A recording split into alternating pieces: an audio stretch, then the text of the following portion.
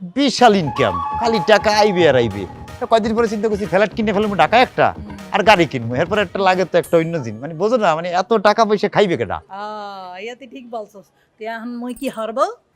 তোমার জায়গা দিয়া তুমি এখন খালি আমাকে একটু আই লাভ ইউ বললি ফেলাইবা, তাইলে মনে করো যে তোমাকে আমি বিবাহ করি ফেলাইম। এই হালার পোহালা, তোর মাথা ঠিক আছে? কি কছে আবুল তাবুল? যেদিন তোমাকে প্রথম দেখছি সেদিনই মোর মাথা আউলেই গেছে। মানে মই চাই কি এখন যদি তুমি আমাকে একটু মানে খবরদার, মোর হাত ধরবি না, এরকম আলগা পিরিত মোর ভাল লাগে না।